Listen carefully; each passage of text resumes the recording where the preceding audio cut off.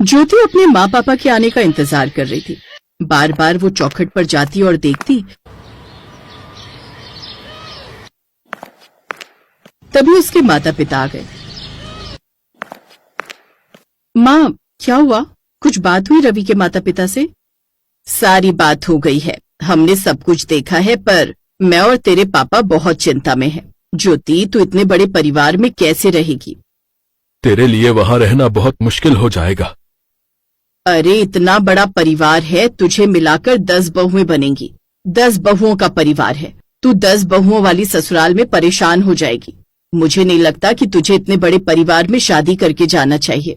नहीं माँ, ऐसा मत कहो, मैं रवि से बहुत प्यार करती हूँ। मैंने और रवि ने एक दूसरे से वादा किया था कि चाहे कुछ भी हो जाए, हम एक दूसरे का साथ नहीं छोड़ेंगे।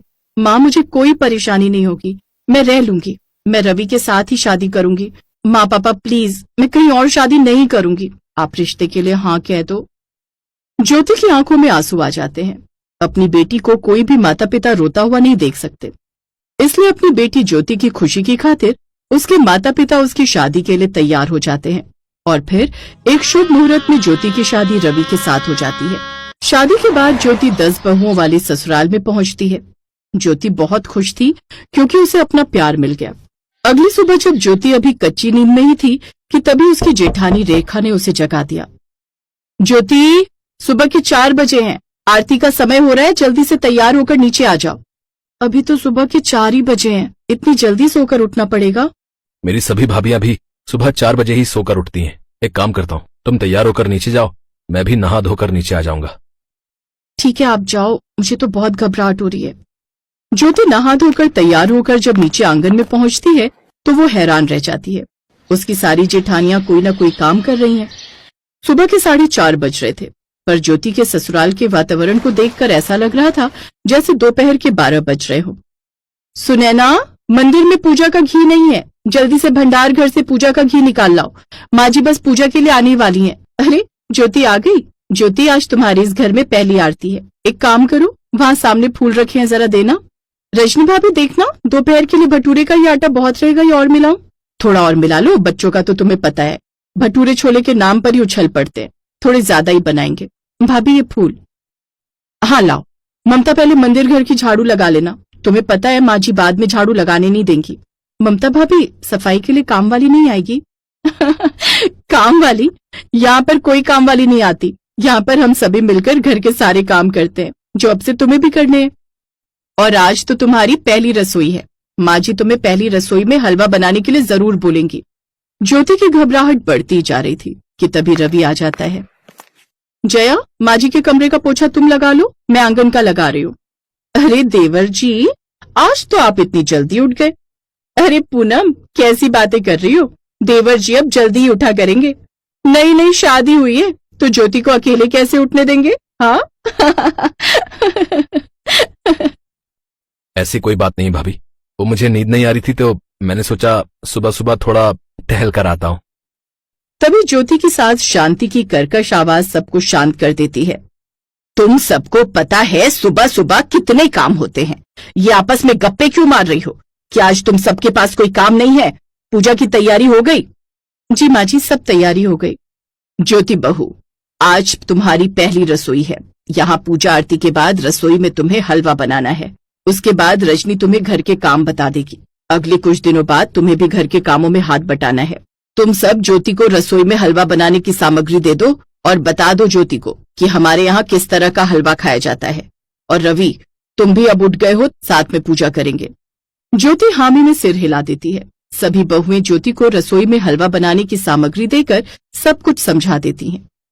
ये सामग्री तो बहुत ज्यादा है, मुझे कितना हलवा बनाना है? तुम्हें कम से कम घर में सबको मिलाकर 40 लोगों के लिए हलवा बनाना है।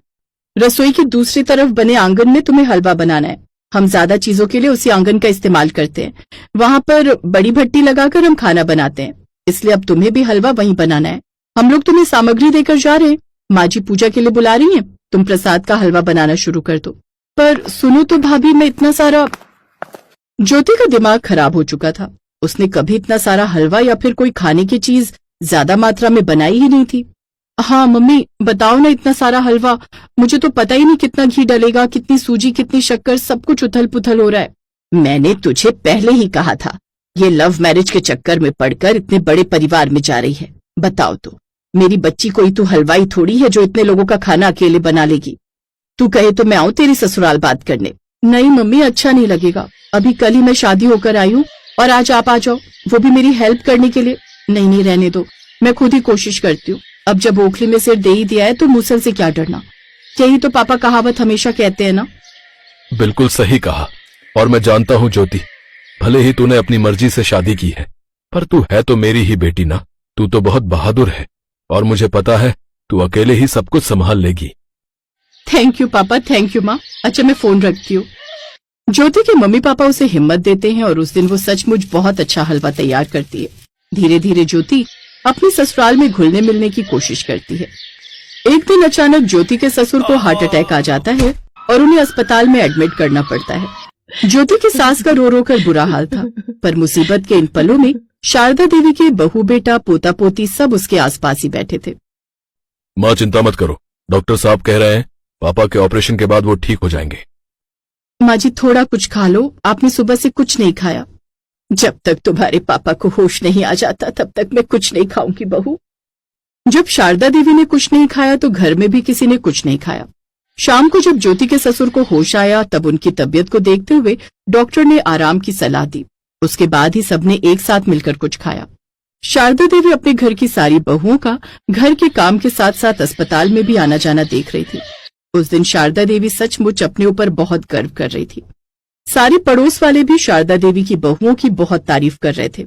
शारदा बहन, तुम बहुत किस्मत वाली हो जो तुम्हें इतनी अच्छी बहुएं और बेटे मिले हैं। सब भगवान की कृपा है। मैं तो सब बातों के लिए भगवान को ही धन्यवाद कहती हूँ। कुछ दिनों बाद ज्योति के ससुर को छुट्टी मिल जाती है, पर अचानक एक और कठिनाई उनके सिर पर आ जाती है। उनके कपड़े के गोदाम में से चोरी हो जाती है, जिस वजह से घर में बहुत परेशानियां आ जाती हैं। पापा को बिल्कुल भी पता नहीं चलना चाहिए कि हमारे गोदाम में चोरी हुई है। डॉक्टर ने मना किया है कि पापा को कोई भी सदमा जान को खतरा पैदा कर सकता है। आप चिंता मत करो, हम इस बात का पूरा ख्याल रखेंगे कि पापा तक ये बात ना पहुंचे। भाभी, मेरे पास एक आइडिया है। क्यों ना हम माँ पापा को कुछ दिनों के लिए कहीं रेस्ट के लिए भेज दें। माँ पापा बाहर घूमेंगे तो उनकी सेहत में भी सुधार होगा। तुम ठीक कह रही हो ज्योति, अब हमें यही करना होगा ताकि पापा इन परेशानियों से दूर रहे। एक काम करते हैं, मैं माँ पापा की हरिद्वार की टिकट बुक कर देता हूँ। पापा गंगा किनारे रहेंगे तो उन्हें सुकून मिलेगा। शारदा देवी देखती हैं कि उसके बेटा बहू उन दोनों की कितनी चिंता करते हैं। शारदा देवी की आंखों में आंसू आ जाते हैं। तुम सबके कहने पर मैं हरिद्वार तुम्हारे पापा को लेकर जरूर जाऊंगी, पर अकेले नहीं, क्योंकि तुम्हारे पापा को सब सच पता चल गया है और वो जानते हैं कि उनके बेटे बहुत होनहार हैं। वो फिर से अपने घाटे को भी पूरा कर लेंगे और उनका काम भी अच्छा हो जाएगा। कहते हैं मुश्किलें कितनी भी आए, पर जब परिवार में एकता होती है तो हर मुश्किल से लड़ना आसान हो जाता है। परिवार को चलाने के लिए आपसी एकता और सूझबूझ की बहुत जरूरत होती है। यही सूझबूझ और आपसी एकता शारदा देवी की बहुओं के बीच थी। आज उनके ससुराल में इतनी परेशानियों के बाद भी सबके चेहरे पर मुस्कुराहट थी, जिसकी वजह थी उनका आपसी मेलजोल और आपसी प्यार। शारदा देवी ने भी अपने व्यवहार में थोड़ा बदलाव किया। हरिद्वार से घूमकर आने के बाद शारदा देवी ने घर में साफ सफाई के कामों के लिए नौकरानी रखने की इजाजत दे दी, ताकि घर की बहुओं को थोड़ा आराम मिल सके। अपनी सास में आए इस बदलाव को देखकर शारदा देवी की बहुएं बहुत खुश थी।